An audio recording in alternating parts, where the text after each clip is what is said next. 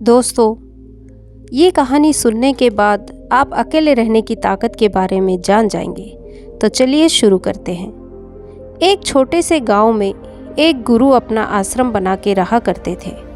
उनका प्रचलन दूर दूर तक था, क्योंकि उनका ज्ञान देने का तरीका दूसरे लोगों से काफ़ी अलग था। शुरुआत में वह अपने शिष्यों को उपदेशों के माध्यम से ज्ञान देते थे। उसके बाद वह अपने शिष्यों को उस ज्ञान का अनुसरण करके अपने व्यवहारिक जीवन में उतारने को कहते थे। एक बार उस आश्रम में एक राजा अपने बेटे को लेकर पहुंचा। उस राजा ने उस गुरु से प्रार्थना की और कहा कि आप मेरे बेटे को अपने आश्रम में रहने दें और अपने तरीके से उसे ज्ञान दें। गुरु ने मुस्कुराते हुए कहा कि आज से तुम्हारे बेटे की जिम्मेदारी मेरे कंधों पर है। फिर राजा वहाँ से चला गया।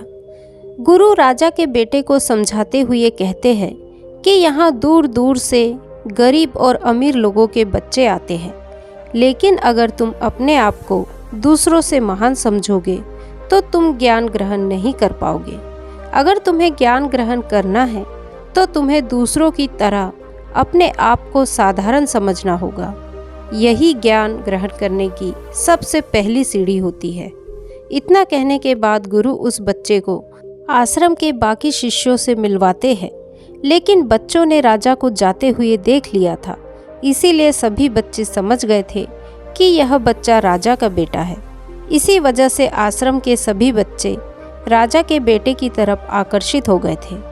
जब गुरु राजा के बेटे को लेकर टहल रहे थे तो राजा का बेटा अचानक फूट फूट कर रोने लगा, क्योंकि अभी वह सिर्फ 12 वर्ष का था और 12 वर्ष की आयु में उसके पिता उसे अपने से दूर करके चले गए थे।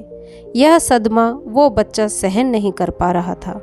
वो नहीं समझ पा रहा था कि उसके पिता उसकी भलाई के लिए उसे उस गुरु के पास छोड़कर गए हैं। उसे रोते हुए देखकर गुरु ने कहा कि बेटा, मैं तुम्हें चुप नहीं कराऊंगा। हो सकता है कि आज मैं तुम्हारे आंसू पोंछ दूं, लेकिन कल तुम फिर अपने आप को अकेला पाओगे। याद रखना, जीवन में इंसान अकेला आता है और अकेला ही जाता है। जितनी जल्दी जो इंसान इस बात को समझ लेता है, उतने जल्दी वह इंसान आत्मज्ञान के रास्ते पर निकल जाता है। गुरु ने अपनी बात आगे बढ़ाते हुए कहा कि जो इंसान अकेला रहना सीख लेता है, वही खुद से प्यार कर पाता है, और जो खुद से प्यार करना जानता है, वह किसी के भी जाने का अफसोस नहीं करता, क्योंकि वह खुद से ही प्यार करता है। धीरे धीरे तुम आश्रम के माहौल में ढल जाओगे। शुरुआत में तुम्हें समस्या आ सकती है, लेकिन कुछ दिन बाद तुम्हें यही जगह बहुत अच्छी लगने लगेगी। इतना कहते ही फिर गुरु शिष्य को अपने साथ लेकर आश्रम में वापस लौट जाते हैं। उस शिष्य को भी सांत्वना मिलती है, क्योंकि गुरु की आंखों में एक पूर्व शांति झलक रही थी। उसके बाद शाम होती है तो राजा का बेटा रात्रि का भोजन करने के लिए भोजन कक्ष में पहुंचता है तो देखता है कि आसपास सभी शिष्य उसके पास आने लगे। उन सभी को पता था कि यह राजा का बेटा है, और अगर हम इससे दोस्ती कर लेते हैं तो उससे हमारा बहुत फायदा होने वाला है। यही सोचकर आश्रम के ज़्यादातर शिष्यों ने उसे घेर लिया था। बस कुछ बच्चे जो अकेले रहने का महत्व समझते थे, जो दिखावे में विश्वास नहीं करते थे, वह उस सम्राट के बेटे के पास जाने की बजाय अपना पूरा ध्यान खाने पर लगा रहे थे और एकांत में बैठकर अपना भोजन कर रहे थे। कुछ दिनों के बाद राजा के बेटे की आश्रम के ज़्यादातर बच्चों के साथ दोस्ती हो गई। अब वह आश्रम में उन बच्चों के साथ घूमता, उन्हीं के साथ अपना ज़्यादातर समय बिताता। आखिरकार वह राजा का बेटा था, सुख सुविधाओं में पला हुआ था। आसपास बहुत से दास और दासियां होते थे। आसपास अपने मित्रों से घिरे होना, वही दिनचर्या उसने इस आश्रम में भी अपना ली थी। ऐसा नहीं था कि गुरु को यह सब पता नहीं था, पर गुरु उसे अलग तरीके से ज्ञान देना चाहते थे। गुरु एक दिन उस शिष्य को अपने साथ एक ऊंची चोटी पर ले गए। चोटी पर पहुंचकर गुरु ने उस शिष्य से कहा कि अब तुम्हारा ज्ञान पूरा हो चुका है, बस एक आखिरी रात तुम्हें यहाँ पर बितानी होगी। उसके बाद अगले दिन शाम को मैं तुम्हें तुम्हारे राजमहल में छोड़कर आऊँगा। वह बच्चा तो यह सुनकर बहुत खुश हो गया कि अब मैं वापस अपने राजमहल चला जाऊँगा, फिर से मेरे दास और दासियाँ मेरे पास होंगी। उस शिष्य ने गुरु से पूछा कि गुरुजी, मुझे आज रात आप यहाँ चोटी पर क्यों रहने को कह रहे हो? आखिर मुझे कौन सा आखिरी ज्ञान यहाँ से मिलेगा? गुरु ने मुस्कुराते हुए कहा, यहाँ चट्टान के पीछे तुम्हें छिपकर बैठना होगा। यहाँ पर रोज रात को एक बाज आता है। बाज को बहुत गौर से देखना है, उसकी हर गतिविधि अच्छे से देखना है, और उस बाज को देखने के बाद अगले दिन अगर तुम उस बाज की खूबियाँ मुझे बता पाए तो मैं तुम्हें तुम्हारे राजमहल वापस भिजवा दूंगा। और हाँ, सुबह आने से पहले एक बात पर और ध्यान देना, एक चरवाहा यहाँ पर अपनी बकरियों को चराने के लिए आता है। उन बकरियों को भी अच्छे से देखना और उनकी गतिविधियों पर ध्यान देना। इतना कहकर गुरुजी वहाँ से चले जाते हैं। फिर काफ़ी वक्त बीतने के बाद एक बाज अपने बच्चों के साथ वहाँ आया। राजा के बेटे ने सारी रात बाज की गतिविधि को ध्यानपूर्वक देखा।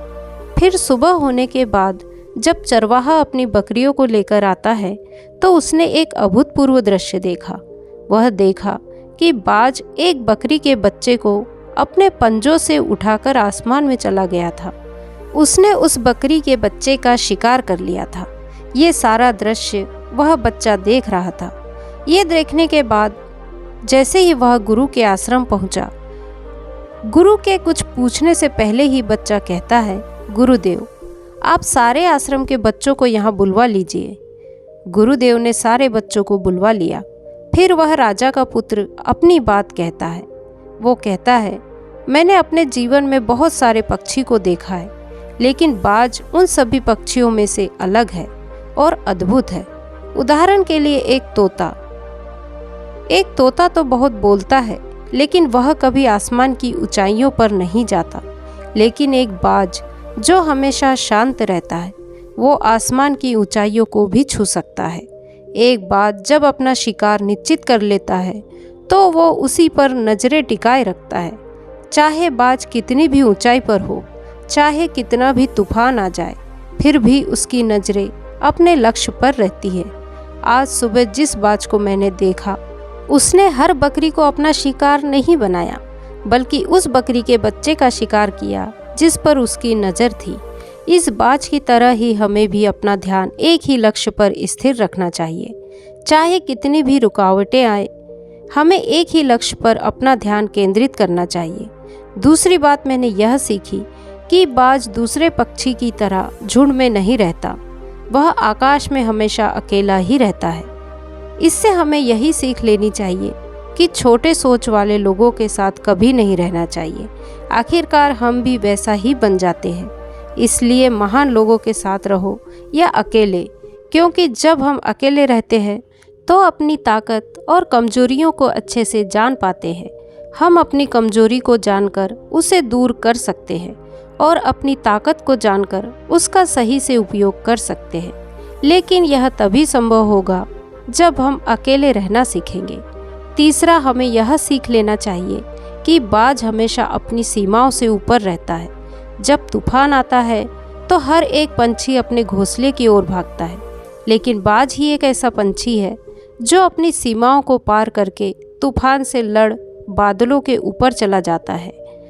वो तब तक ऊपर उड़ता रहता है जब तक कि तूफान शांत न हो जाए। बाज अपनी सीमाओं को इसलिए हटा पाता है क्योंकि वह समस्या के आने पर घबराता नहीं है, बल्कि एक सकारात्मक नज़रिए से उसका सामना करता है। इसी तरह हमारे जीवन में कितनी भी रुकावटें क्यों ना आए, हमें उसका सामना करना चाहिए, ना कि डर कर भागना चाहिए। चौथी सीख हमें यह लेना चाहिए कि बाज अपने घोंसले में घास के कोमल तिनके नहीं रखता। जो तिनके कोमल हो जाते हैं वो उन्हें निकाल कर फेंक देता है। उसी तरह चाहे आपको कितनी भी आरामदायक ज़िंदगी क्यों ना मिले, उससे ऊपर उठकर आलस्य को दूर करके अपने जीवन में मेहनत करते रहना चाहिए। जब हम शारीरिक मेहनत करेंगे, पसीना बहाएंगे, तो हम और भी मजबूत बनते चले जाएंगे। हर रोज़ खुद को चुनौतियाँ दो, हर दिन मुश्किलों का सामना करो ये मुश्किलें हमें मजबूत बनाएगी। फिर राजा का पुत्र बकरी की विशेषता बताता है। वह कहता है कि बकरी हमेशा झुंड में ही चलती है। उन्हें झुंड में एक साथ चलने में हिम्मत मिलती है, लेकिन जैसे ही उन पर शिकार होता है, बकरियां तितर बितर हो जाती है। उनमें से एक भी बकरी अपनी साथी की मदद के लिए आगे नहीं आती। इससे हमें यह सीख मिलती है कि हमारे साथ चाहे कितने भी लोग हों, किसी पर भी यकीन नहीं करना चाहिए, क्योंकि जब अपने पर बुरा समय आएगा तो ये लोग बकरी की तरह तितर बितर हो जाएंगे और आपको पता भी नहीं चलेगा। इतना कहते ही राजा के पुत्र ने गुरु को प्रणाम किया और बोला, गुरुजी, अगर मेरे से कोई सीख बाकी रह गई हो तो कृपा करके आप बता दें। गुरु ने सभी बच्चों से कहा कि जो अभी इस बच्चे ने बताया है, यह सारी बातें सही है, लेकिन यह सारी खूबियाँ तभी आप में आएगी जब आप अकेले रहने का अभ्यास करेंगे। आपने देखा होगा कि बाज कभी भी दूसरे पंछी की तरह झुंड में नहीं रहता है। वह आसमान में अकेला रहता है और अकेले रहने के कारण वह अपनी ताकत और कमियों को जान पाता है। गुरु अपनी बात खत्म करते हुए कहते हैं कि मैं आज रात इस राजा के बेटे को इसके राज्य में वापस पहुंचा दूंगा। इसकी सीख यहीं पर खत्म होती है। तो दोस्तों, बढ़ते हैं एक और कहानी की तरफ। एक व्यक्ति था जिसके जीवन में हर सुख, आराम और ऐश्वर्य प्राप्ति के बाद भी उस व्यक्ति के मन में अथाह पीड़ा थी, और यही मानसिक पीड़ा उसे सन्यासी बना देती है। सन्यासी बनने के बाद वह व्यक्ति सांसारिक दुनिया से दूर हो जाता है और वह जंगल में रहने चला जाता है। वह ध्यान करता है, तरह तरह की साधनाएं और अभ्यास करता है, भिक्षा मांगकर भोजन करता है, एकांत और मौन का अभ्यास करता है, लेकिन फिर भी उस व्यक्ति का मन शांत नहीं होता। वह अंदर से बेचैन और परेशान ही रहता है। उस सन्यासी के मन में यह बात गहराई से बैठती जा रही थी कि मन को वश में करना, मन पर काबू करना असंभव है। लेकिन फिर एक दिन उस सन्यासी को एक व्यक्ति मिलता है जो ना तो कोई साधु होता है, ना सन्यासी होता है, और ना ही कोई बुद्धिमान व्यक्ति होता है। वह तो बस एक साधारण सा चरवाहा था जो जंगल में अपनी बकरियों को चरा रहा था। वह चरवाहा उस सन्यासी के पास आकर उससे पूछता है, क्या मैं तुम्हारी कुछ मदद कर सकता हूँ? तुम बहुत परेशान लग रहे हो। मैं तुम्हें पिछले कई दिनों से देख रहा हूँ। तुम बहुत बेचैन रहते हो। अगर तुम चाहो तो मैं तुम्हारी सहायता कर सकता हूँ। चरवाहे की बात सुनकर सन्यासी कहता है, भला तुम क्या मेरी मदद कर सकते हो? तुम तो एक सांसारी हो जो अपनी मोह माया में लिप्त हो। तो चरवाहा उस सन्यासी से कहता है, मैं तुम्हारी मदद कर सकता हूँ। मैं मन को वश में करना जानता हूँ। चरवाहे के मुंह से यह बात सुन सन्यासी जोर जोर से हंसने लगा और कहता है, क्या कहा तुमने? तुम मन को वश में करना जानते हो? मैंने अपना सब कुछ त्याग दिया, आकर इस जंगल में रहने लगा, तब भी मैं अपने इस मन को अपना गुलाम नहीं बना पाया, और तुम कह रहे हो कि तुम इसे वश में कर सकते हो? वह चरवाहा कहता है, मन को वश में करने के लिए सभी वस्तुओं का त्याग करना आवश्यक नहीं है, और ना ही जंगल में आकर रहना जरूरी है। बस एक चीज़ है जिसे छोड़ना सबसे ज़रूरी है। वह सन्यासी उस चरवाहे से पूछता है, वह कौन सी चीज़ है? तो चरवाहा सन्यासी से कहता है, वह एक चीज़ है गलत जानकारी। आज तक हमारे भीतर जो भी जानकारी गई है उसी ने हमारे मन का निर्माण किया है। सन्यासी उस चरवाहे से पूछता है, परंतु वह कैसे? वह चरवाहा समझाते हुए कहता है, मान लो आज तक अपने जीवन में तुमने आम का फल खाया ही ना हो, तो तुम्हें आम के स्वाद के बारे में कुछ भी नहीं पता। तो क्या तुम्हारा मन कभी आम खाने को कर सकता है? नहीं ना। इसीलिए हमारे मन का निर्माण जानकारी से होता है। वह सन्यासी उस चरवाहे की बात से प्रभावित हो जाता है और उससे कहता है, क्या आप इस बारे में मुझे और विस्तार से समझा सकते हैं? वह चरवाहा उस सन्यासी से कहता है, अगर तुम अपने मन को वश में करना चाहते हो तो अब मेरी बातों को ध्यान से सुनो। तुम अपने मन को वश में केवल तभी कर सकते हो जब तुम अपने मन की जड़ों को देख पाओगे। मन का निर्माण जानकारी से होता है और हमारे शरीर में जानकारी के 5 प्रवेश द्वार होते हैं। पहला, आँख। हम अपनी आँखों से जो कुछ भी देखते हैं, अच्छा या बुरा, वह सब हमारे मन की याददाश्त में इकट्ठा होता रहता है। दूसरा, हमारे कान। हमारे कान जो कुछ भी सुनते हैं वह हमारे मन में प्रवेश कर जाता है और वह भी याददाश्त के रूप में इकट्ठा होते रहता है। तीसरा, हमारी जीभ। हमारी जीभ जो भी स्वाद लेती है वो भी हमारे मन में याददाश्त के रूप में अंकित हो जाती है। चौथा है नाक। हमारी नाक जो भी चीज़ को सूंघ लेते हैं, चाहे खुशबू या बदबू, सभी को हमारे मन में याददाश्त के रूप में दर्ज हो जाते हैं। और पांचवा है त्वचा, जिससे हम जिस चीज़ को छू लेते हैं उसकी याददाश्त हमारे मन में कहीं ना कहीं अंकित हो जाती है। इन 5 शारीरिक दरवाज़ों से जो भी जानकारी हमारे अंदर जाती है वह जानकारी बीजों के रूप में जमा हो जाती है और धीरे धीरे वृक्ष बनती है। हमारा मन मिट्टी की तरह है जिसमें बीज बोए जाते हैं और हमारी बुद्धि बीज बोने वाले किसान की तरह है। अगर हमारी बुद्धि गलत जानकारी के बीजों को सही जानकारी की बीज समझकर बो देगी तो भविष्य में वह बीज वृक्ष बनेगा, और यदि वह वृक्ष बनेगा तो खराब फल ही देगा। तुम्हारा मन तुम्हारे वश में इसीलिए नहीं है क्योंकि तुमने पहले से ही अपने मन में बहुत सारी गलत बीज बो रखे हैं और अब वह बीज बड़े वृक्ष बन चुके हैं। वह सन्यासी उस चरवाहे से पूछता है, तो अब मुझे क्या करना चाहिए, क्योंकि अब तक मैं बहुत सारे गलत बीज बो चुका हूँ और जो बीज बोया है उन्हें वापस निकाला नहीं जा सकता। वह चरवाहा उस सन्यासी से कहता है, अब तक तुम अनजाने में हजारों गलत बीज बो चुके हो, लेकिन अब से लाखों अच्छे बीज बोने के लिए तैयार हो जाओ। तुमको बस इस बात पर ध्यान देना होगा कि जो तुम्हारे शरीर के 5 प्रवेश द्वार है उनसे होकर जो जानकारी अंदर जा रही है वह सही है या गलत। वह सन्यासी कहता है, यह सब कब तक करना होगा? चरवाहा कहता है, पूरी जिंदगी करना होगा। जिस तरह तुम अपने पेट को अच्छा भोजन देते हो उसी प्रकार अपने दिमाग को भी अच्छा भोजन देना होगा, यानी सही जानकारी और सही विचार। जिंदगी में हर दिन तुमको 2 विकल्प मिलेंगे, एक गलत एक सही, लेकिन तुमको हमेशा सही विकल्प ही चुनना होगा।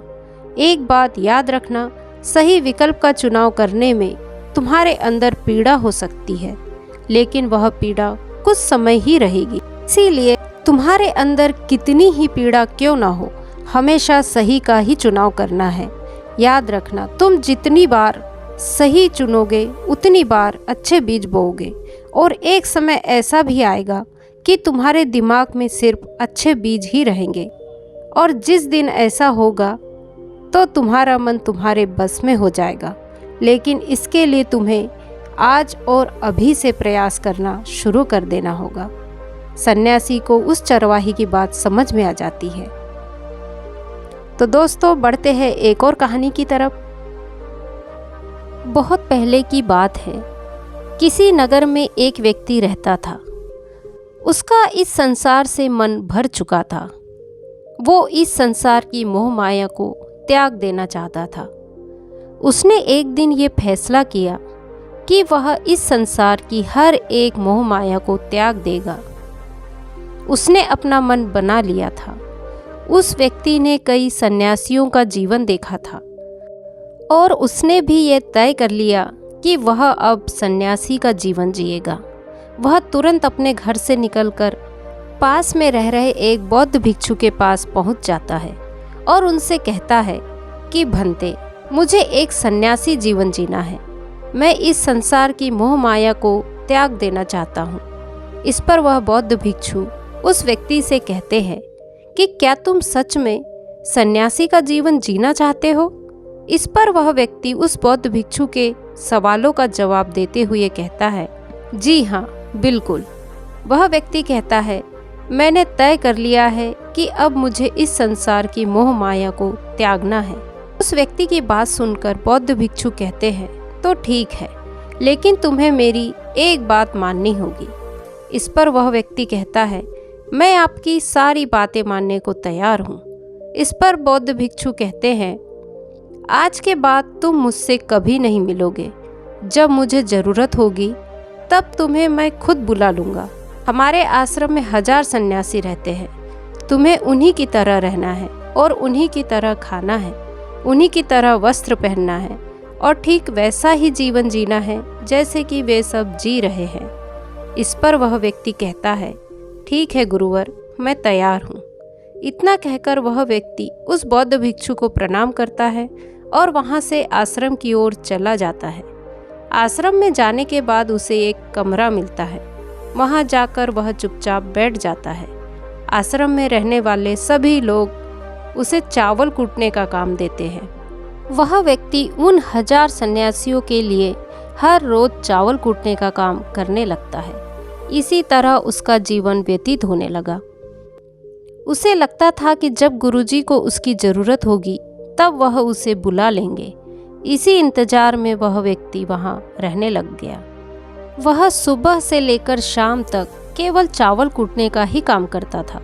उसे यह काम करते करते धीरे धीरे 12 साल बीत गए। इतने सालों में बौद्ध भिक्षु ने उस व्यक्ति को कभी नहीं बुलाया, लेकिन यह काम करते करते उस चावल कूटने वाले व्यक्ति के मन में कोई भी विचार नहीं रह गए थे। ना ही कोई अड़चन और ना ही कोई समस्या उसके मन में पनप रही थी। 12 सालों के बाद बौद्ध भिक्षु बूढ़े हो चुके थे। उन्हें लग रहा था कि अब उनका अंतिम समय आ चुका है और उन्हें अपना एक उत्तराधिकारी चुनना होगा। इसलिए उन्होंने पूरे आश्रम में घोषणा करवा दी कि जो कोई भी मेरा उत्तराधिकारी बनना चाहता है वह देर रात मेरे कमरे के बाहर 4 पंक्तियाँ लिखकर जाएगा और उसे उन पंक्तियों में बताना होगा कि जीवन जीने का सही तरीका क्या है, इस जीवन को किस तरीके से जीना चाहिए। इस जीवन का सत्य लिखना होगा, लेकिन एक बात याद रखना, उसे खुद के अनुभव के द्वारा लिखना होगा, ना कि किसी किताब में पढ़ी हुई बातों के अनुसार या किसी के उपदेश के अनुसार, और ना ही कहीं से नकल मारकर लिखना होगा। जो भी यह बताने में सफल हो जाएगा वही मेरा उत्तराधिकारी होगा। आश्रम में जितने भी लोग रह रहे थे वह सब उस बौद्ध भिक्षु को बहुत मानते थे। कोई भी उन्हें धोखा नहीं देना चाहता था। सभी भिक्षुओं के मन में ये चाहत थी कि वह उनका उत्तराधिकारी बने, लेकिन कोई भी यह काम करना नहीं चाहता था। उन 1000 बौद्ध भिक्षुओं में से एक विद्वान भिक्षु ने बहुत ही हिम्मत जुटाकर अंधेरी रात में दीवार के बाहर लिख दिया कि मन एक दर्पण की तरह है, उसमें धूल जम जाती है, उस धूल को साफ कर दो तो सत्य अनुभव में आ जाता है और सत्य मिल जाता है। यह 4 पंक्तियाँ उस शिष्य ने बड़ी हिम्मत जुटाकर अपने गुरुवर के कमरे के बाहर लिख दिया। अगली सुबह जब बौद्ध भिक्षु उठे और कमरे के बाहर लिखी 4 पंक्तियों को पढ़ा और कहा कि किस मूर्ख ने लिखी है, मेरी दीवार को किसने खराब कर दिया, उसे पकड़कर अभी मेरे पास लाओ।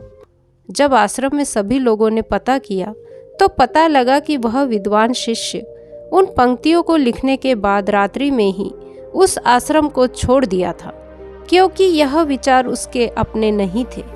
और विद्वान शिष्य ने जाते जाते अपने कुछ मित्रों से कह दिया था, सुबह अगर गुरुवर को मेरी 4 पंक्तियाँ पसंद आई तो वह लोग मुझे बता देंगे, और अगर इन 4 पंक्तियों को पढ़ने के बाद गुरुवर को गुस्सा आ जाए तो तुम सब मेरा पता उन्हें कभी भी मत बताना। आश्रम के सभी लोग चिंतित हो गए। उन्हें लगा कि कितनी अच्छी पंक्तियां तो लिखी है, फिर भी गुरुवर नाराज क्यों हो गए। वे सब कहते हैं, चलो देखते हैं कि गुरुवर को ऐसा उत्तराधिकारी कौन सा मिलेगा जो उनके सवालों का सही जवाब इस दीवार पर लिख देगा। वह कौन होगा जिसके पास इससे भी अच्छे विचार होंगे। कुछ लोग ये बातें उस चावल कूटने वाले व्यक्ति के कमरे के बाहर खड़े होकर कर रहे थे। वह चावल कूटने वाला व्यक्ति पूरी बातें सुन लेता है और जोर जोर से हंसने लग जाता है। लोग उससे पूछते हैं, इसमें हंसने वाली क्या बात है, तुम्हें इसमें क्या गलत लगता है। वह चावल कूटने वाला व्यक्ति कहता है, गुरुवर तो सही ही कह रहे हैं, किस ना समझ ने यह सब लिखा है। लोग उस पर गुस्सा होने लगते हैं। वो कहते हैं, तुम्हें क्या पता, तुम तो 12 सालों से सिर्फ चावल कूटने का ही काम कर रहे हो, तुम्हें किस बात का ज्ञान है?